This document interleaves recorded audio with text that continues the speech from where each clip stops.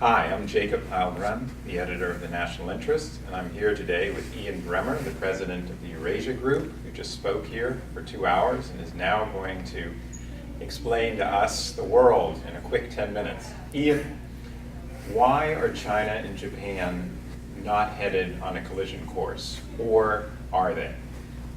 Look, there's a lot of economic interdependence between these two countries, there's no question. And there is a recognition on the part of both governments that they do need to coexist in this part of the world. But having said that, the level of mistrust is complete. The stereotyping of the behaviors of the other, of the top decision makers in both countries is surprisingly unsophisticated. Surprisingly because actually you talk to the Chinese about their views of the United States, they've become actually quite nuanced. And they get Congress, they get the state legislatures, they don't get Japan, they don't want to. And the Japanese don't get China either. Their view is that Xi Jinping is no different from Hu Jintao. It's all smoke and mirrors, there's no real reform. So it's a lot of misunderstanding. And with misunderstanding as well as a change in trajectory, the Chinese, of course, now the second largest economy in the world, building their military very, very rapidly. Japan, number 3, not really building their military at all. The potential for mistakes is there. Vice President Biden was right when he went to the region and he said, you know, what we're most worried about here is that you might have inadvertent hostilities. That could happen. And it particularly can happen because China sees an opportunity to drive a wedge between the US and Japan right now, given the Americans aren't pivoting towards Asia as proactively. So despite the fact that, you know, there's lots of reason to expect, hope, entertain the notion that Japan and China will continue to have a perfectly civil working relationship, the fact is that the risks on this relationship have gone up a lot over the last couple of weeks. One of the things we were talking about earlier was Secretary of State John F. Kerry. And he, you were stating earlier, is not as much of an enthusiast or as interested in Asia as his predecessors were. Hillary Clinton. Absolutely. And do you feel that Kerry and the Obama administration, are they bungling the Asia issue by focusing so intently on the Middle East now? Or do you have a more optimistic assessment? Well, they're certainly not focusing on it. They're not prioritizing it. I mean, you know, Secretary Kerry is really much more interested personally and engaged in the Middle East. When he was head of Senate Foreign Relations Committee, Syria was a big priority for him. Iran was a big priority. Israel, Palestine. That's where he's been spending a lot of his time. He's much more comfortable in Europe and with America's European allies. He doesn't really know Asia historically. He doesn't know very much at all about Japan. Doesn't have the background in China. And the American Asia hands aren't there. You had Tim Geithner, fluent in Mandarin. You don't have him anymore, right? You've got Jack Lew, who's just not, he's a very competent manager. He's not internationally oriented, doesn't have the background. Kurt Cambrell, the Assistant Secretary of State for East Asia, was very, very strong in that region, very articulated, very opinionated, and you don't have anyone of his capacity that's in the administration right now. So Asia's not there, and given that, I mean, the pivot's not there. Kerry's not mentioned the pivot. He talks about rebalancing, which means kind of shifting between one foot and the other. It doesn't mean actually taking a foot, pivot, and moving it someplace else. There's less being done on Asia. What's being done on Asia is largely risk averse and a recognition of the fact that while the Americans may like the Japanese more, they view China as more important, and so they're hoping not to offend anyone too much to avoid entanglements and problems. That is a policy that provides the Chinese with a little wiggle room. Every senior Chinese official I've spoken to in past months makes it clear they like this administration much more than the first Obama administration. I believe that if Hillary Clinton is still Secretary of State, there is no ADIZ. I'll say that directly. One of the, another area of the world that's experiencing a lot of difficulty is the European Union, Western Europe. There are, it seems like the Ukrainians are more enthusiastic about the European Union than many Europeans themselves at this point. You have the devolutionary movements, and you have the move in Scotland, you have UKIP, you have the rise of the right in France and in Hungary. Yeah. Catalonia. Sure. They're saying maybe a fourth of the European Parliament will consist of anti-EU parties this spring. What is your assessment of the European Union? Do you think it has a positive future, or is Europe headed for a lot of trouble in the coming years? Look, I mean, not many people vote in European parliamentary elections. That's one of the reasons why UKIP does so well and why other parties will do well as well. I mean, the institution is there, but the institutions that are strongest in Europe, of course, are the governing bodies. I mean, the ECB is a strong institution.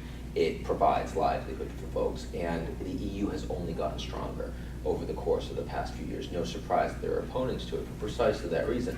Sovereignty, national sovereignty of fiscal balances, budgetary policy across the European periphery has been eroded and has been given to EU, to Brussels, and effectively to the European core, to Germany, to be able to make these decisions. It's led to better governance, more sustainable governance. Berlusconi is not in Italy anymore. So he's been forced to resign his Senate seat. That never would have happened without stronger EU governance. And instead, you now have an Italian government that understands they need to actually be more effective domestically. They need to actually make good on the promises that an appointed president, Mario Monti, actually engaged in.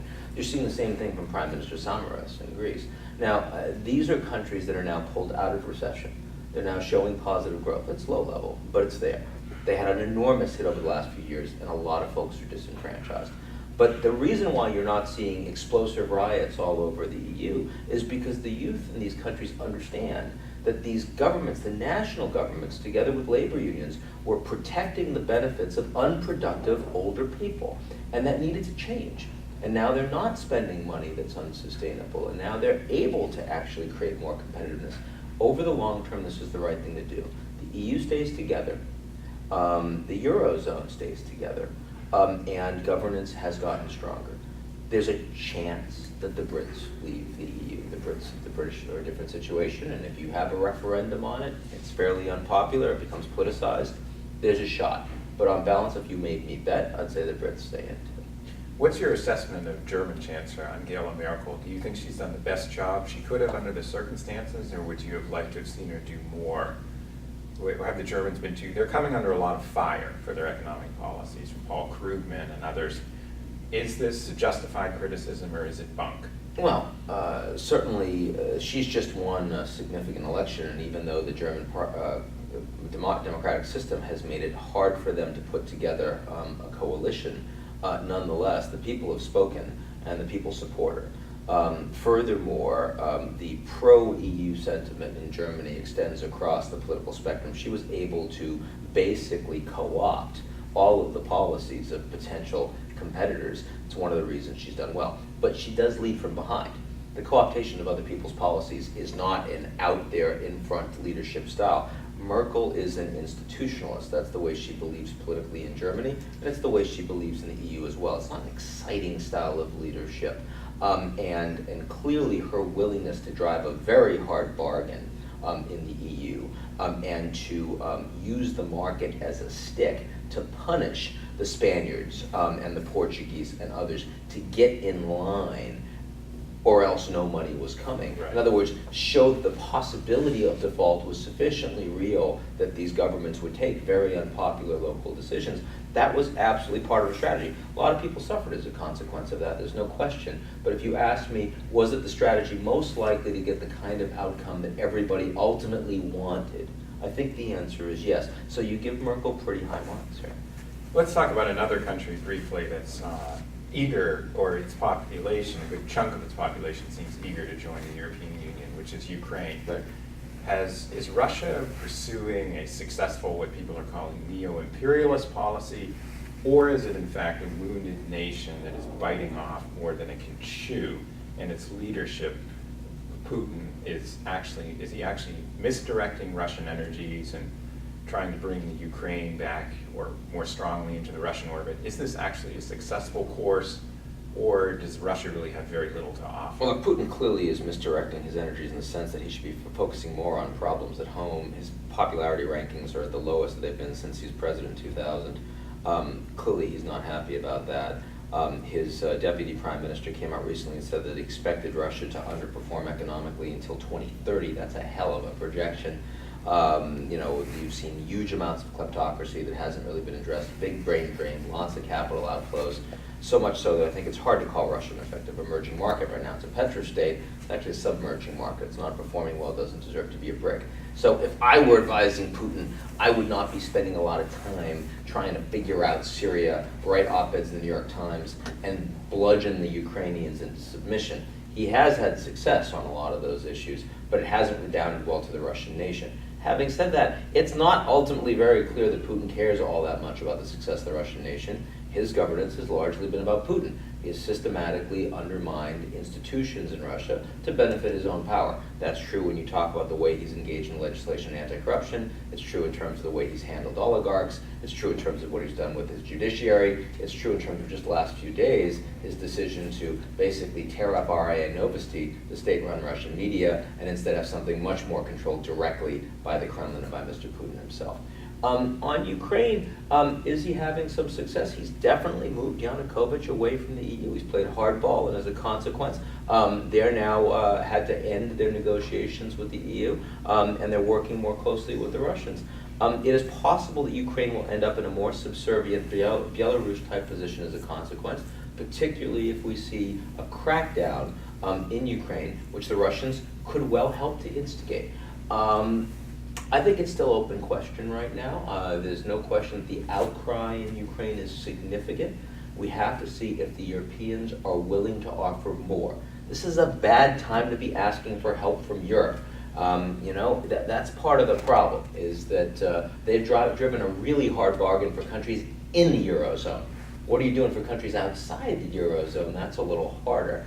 And so if I were advising Yanukovych right now, I would probably tell him, reopen negotiations with the Europeans, hold the Russians off for the time being, and try to cut a deal with the IMF, which requires them to increase energy tariffs internally. An unpopular thing to do, but if he does it, he can at least probably negotiate with the opposition, stay in place until his election's coming up in the coming year, and then there'll be a transition. I think that's the best. The Ukrainians are the largest economy in the world that neither the US or China cares about. And that's a really bad position to be in, right? They're stuck between the Russians and the Europeans. A horrible, horrible, sort of rock in a hard place. And Yanukovych is facing that right now, and his population is divided. Final question. Yeah. Closer to home. Yeah. Another country that people talk about being in decline is America. But you say it's not. Tell me why. I think American foreign policy has declined. I think that America's ability to actually get the outcomes it wants in other countries in the world is much less today than it used to be. And some of that is structural because of the G0, the lack of global leadership. Some of that is lack of American interest in engaging internationally. But American economy is clearly not in decline. That's obvious from the strength of the dollar. It's obvious from the way that other countries invest in the U.S., the Chinese wanting their kids to all come to American universities, and if they have money that they can get out of China, it comes to the U.S. That's true in Russia. It's true in all these places. American multinational corporations are the most extraordinary generators of global growth in the world. Nothing else is close. And increasingly, those CEOs see the U.S. as a good place to put their cash. And that's, in part because the legal system works. The judicial system works. Things are pretty transparent. Contracts actually function. That's not true in China. And the fact is that if you look at the most exciting technological developments in the world right now, the energy revolution, the food revolution, biogenetics, nanotechnology, all of this, overwhelmingly the United States still dominates. And that's not changing. Furthermore, the one thing that China has dominated historically in is the role of labor. China has incredible labor stores, and they're cheap, and they work hard. Well, as we see in the United States with higher levels of unemployment, increasingly you can make a lot of money. It's not very labor intensive. Technology is actually disaggregating labor out of the labor force. What the hell is going to happen in China when that happens there? It's a very serious problem. Long term, China is an incredibly exciting market, but it's also a hugely uncertain market. America is a somewhat less exciting market than China, is a vastly more certain market. When China becomes the world's largest economy, America will still be the largest economy with rule of law. On balance, that matters more. Ian, thank you for this scintillating conversation. Thank you very much.